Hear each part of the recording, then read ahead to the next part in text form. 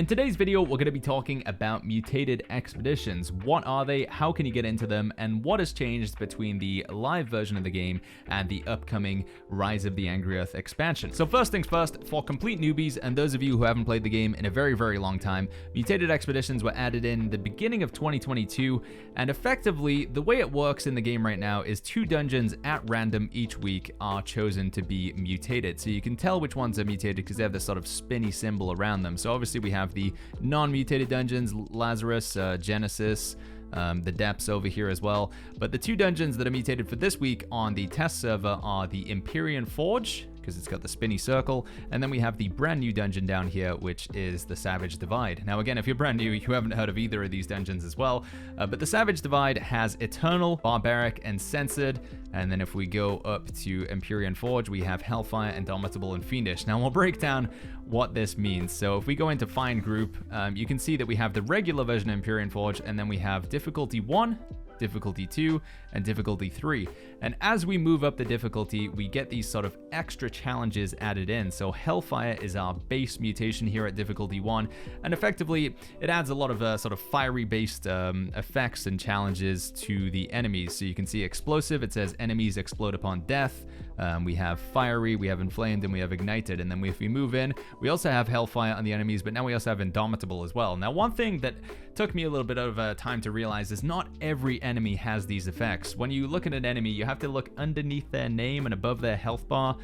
They might have the word Vampiric on them, or they might have the word Fiery, or they might have the word Ignited, but very rarely do they have all of these. So it's not as if every single enemy in the expedition has all of these effects. It's that certain enemies at random are chosen to get them, and usually the mini bosses have multiple, but the bosses for the dungeon don't actually have any of these effects. But one thing that will kick in at all aspects of the dungeon at all times is the final mutation, which is the Curse, and this one is Fiendish. Now this one's particularly spooky. Periodically applies Weary to players in combat, slows their movement by 30%, and increasing all damage they take by 20%. But if we drop down to our other mutated dungeon down here, we can see that we have a different set of affixes. So with this one, we have Eternal, we have Barbaric, and we have Censored. So Eternal is our sort of baseline mutation. This time it's very void based, so it's a lot of void damage. The promotion for this one is Barbaric, which is most mechanics that sort of make it harder for the tank usually. They do more stamina damage, which is going to break the tank's block faster. And then the Curse this time around is Censored. Now, one thing to bear in mind with these mutations, some are more difficult than others. In my opinion, Censored is probably quite a bit easier to deal with than Fiendish, because Fiendish is, well, it's quite fiendish. It does a lot of damage to you. Whereas this one is basically, I think this is the Silence Zones, right? Using abilities depletes a global affliction. Yeah, this is the Silence Zone. So this one's pretty annoying for healers and sometimes annoying for tanks, but Fiendish is like a constant damage thing. So one thing that's probably worthwhile is reading these before you jump in. I think it will help you to sort of expect what's going on. One thing that we're not seeing here is there are a few other mutations you can get as well. So along with Eternal, which is void-based, and Hellfire, which is fire-based, there's also Overgrown, which is nature-based. And then there is Icebound, I believe it's what it's called, which is ice-based. Now, in order to unlock the ability to run mutated dungeons, you do need to complete the normal version first. So by doing a full run of the standard version of the dungeon, you will unlock the Codex, which will then allow you to do Difficulty 1. And if you can complete Difficulty 1, I believe it says with a silver rank, then you will unlock Difficulty 2, complete that with silver, and you'll unlock Difficulty 3. Now, bronze, silver, and gold are sort of medals that are awarded at the end of a mutated expedition, and it's based on your team's performance. So if you complete it in time, if you get a certain number of kills, even gatherables, you have to gather plants and mine rocks, which is a bit of a weird change that they made. There's basically a bunch of criteria that you'll see up at the top when you mouse over. If you can complete most of those, you will get silver or gold. But if you die a lot or you take a really long time, then you're probably going to get bronze. One other thing to be aware of when it comes to mutated expeditions is there is a minimum recommended gear score. So you can see if we hover over here, it says combat calculations are affected by the difference between your average gear score and recommended gear score. Lower than the recommended minimum gear score results in you doing less damage and taking more damage, and this can be really aggressive. So if we go all the way up to Difficulty 3, you have to be 695 recommended minimum gear score, otherwise you're going to be doing much less damage and taking more damage. And you can see see what your current average gear score is up in the top here. So I'm currently at 695, so we're doing pretty good.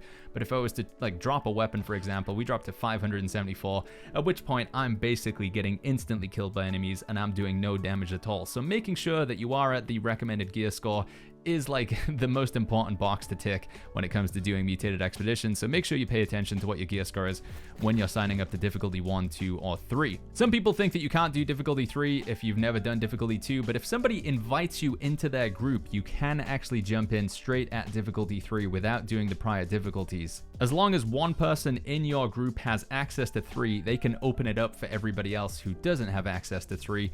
One thing that we're maybe not showing here as well is there is a group finder. So you can actually jump in with other people and make your own lobby as well. You can set the recommended gear score on the minimum level. You can also say whether you're wanting to find tank, DPS, healer. So I'm a healer myself and we're looking for damage and tank. Although the minimum players it says is 3, it is pretty much recommended that you go for 5 when it comes to mutated expeditions. If you go with less than 5 people, you are going to put yourself at a disadvantage, and pretty much all dungeons in the game, maybe with the exception of Genesis, require that you have the Holy Trinity. So you have a tank, you have a healer, and you usually have 3 DPS. So hopefully that serves as a pretty good basic introduction to how mutated expeditions work. Now we're going to talk about some of the more advanced stuff and also what's changed between the live version of the game and the expansion for New World. So obviously in the live version of the game, we have 10 different layers of difficulty. It goes from difficulty 1 all the way down to 10, and it's only like every 3-4 levels that you get the stuff added in, whereas now it ramps up in difficulty quite significantly. Now in my experience, difficulty 1 is still very easy.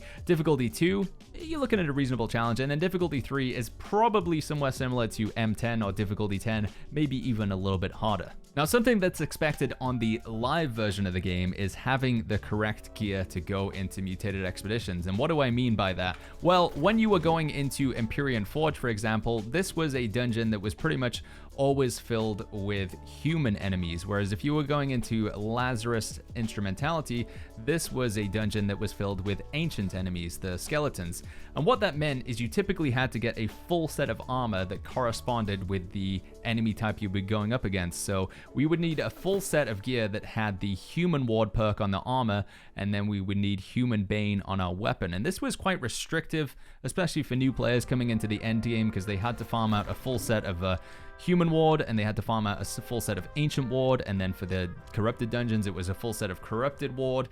Yeah, it was quite a lot of work, and you were juggling like 5 or 6 different sets of gear, and you had to upgrade them all with Umbral Shards. Well, the good news is the upgrading system is gone. You don't need to worry about Umbral Shards and farming those, and also the Ward perks like Corrupted Ward, Angry Earth Ward, Lost Ward, that's all gone as well. So you can get in with a sort of general set of armor that you should be able to use across all dungeons now.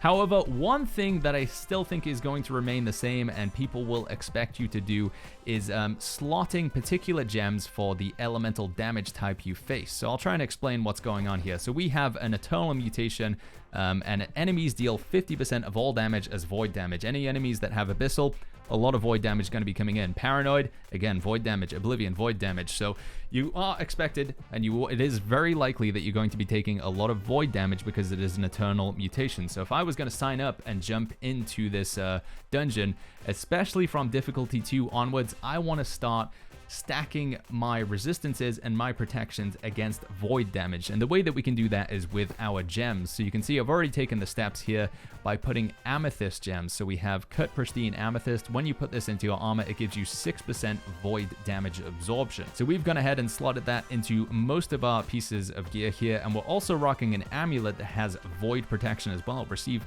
14% less void damage. Now, if we hover over here, we can see that we are at 56.9% void damage resistance. So we're looking pretty good. Any void damage that's going to hit us is just going to tickle. However, if I decided I wanted to jump into the Empyrean Forge instead, we're looking at Hellfire here, which again is a lot of fire-based damage. So the best way that I could prepare myself for doing a mutated version of Empyrean Forge is stacking up fire damage absorption, and that would look like stacking Cut Pristine rubies in your armor. So instead of having amethyst, you switch over to rubies. Now, some people ask, is this entirely necessary?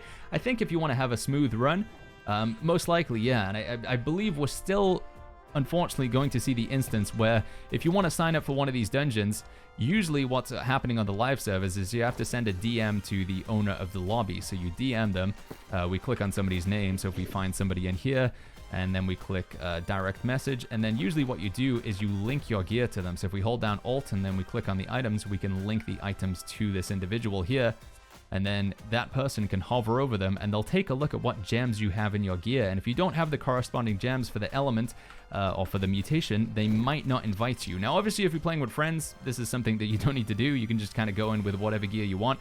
But I'm just making you guys aware that that is likely still going to be a practice that we need to take in, because the damage absorption provided by stacking a lot of ruby gems is pretty significant. It makes the run a lot easier.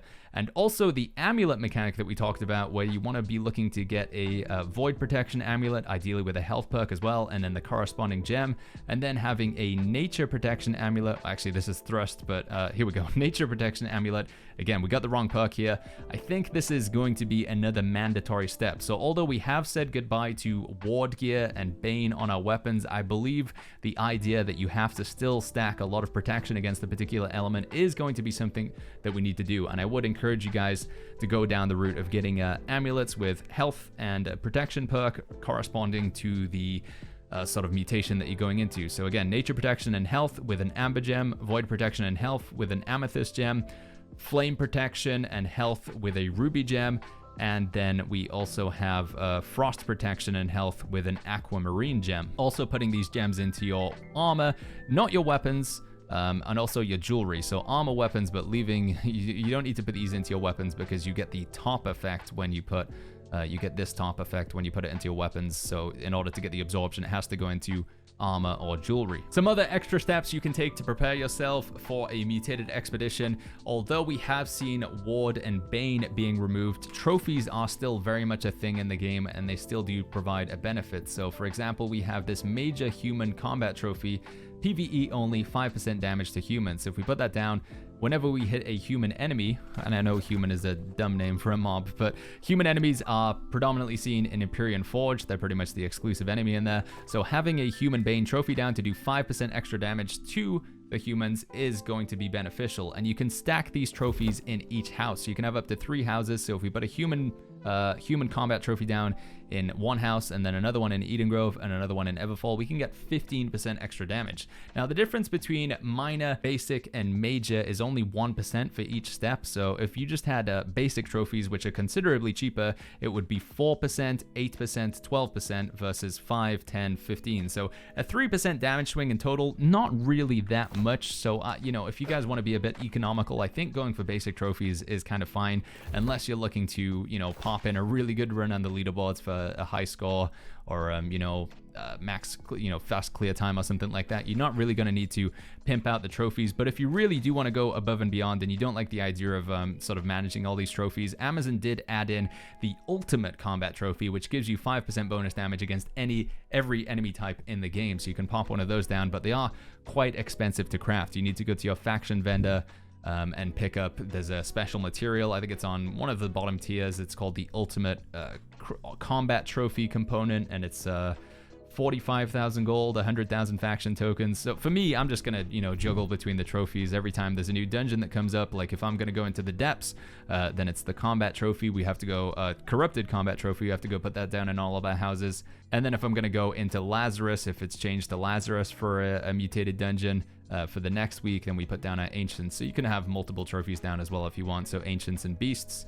Beasts will help you against the Savage Divide. Now, if you guys need a breakdown of which enemies you see in which dungeons, you can actually take a look at good old New World Database for that. So I'll link this in the description down below, but there is a drop-down menu of all of the different creatures in the game, and you can click by expedition or dungeon as well. So Lazarus Instrumentality will show us all of the enemies that we're going to experience in Lazarus, and they're all labeled as ancient in their family. Whereas if we go to Garden of Genesis, it's all Angry Earth, and then, like I say, we move over to the Depths, it's all Corrupted. Now, some dungeons do have 2 different enemy types, and a little bit confusing when that happens, but you do need to be aware of that one as well. Now, when it comes to combating particular enemy types, one thing that is still in the game as well, outside of Ward and Bane being removed, we still do have coatings and ward potions. Now, these ward potions have kind of been changed. They used to be a short-term buff. They only lasted for like 20 seconds. Now they last for 40 minutes. So before you were stepping into Lazarus Instrumentality, if it was a mutated version, you'd probably want to pop an Ancient Ward Potion because you get 10% damage absorption from the Ancients. And likewise, if I was going to go into Empyrean Forge, which we'd be talking about, it would be a Human Ward Potion.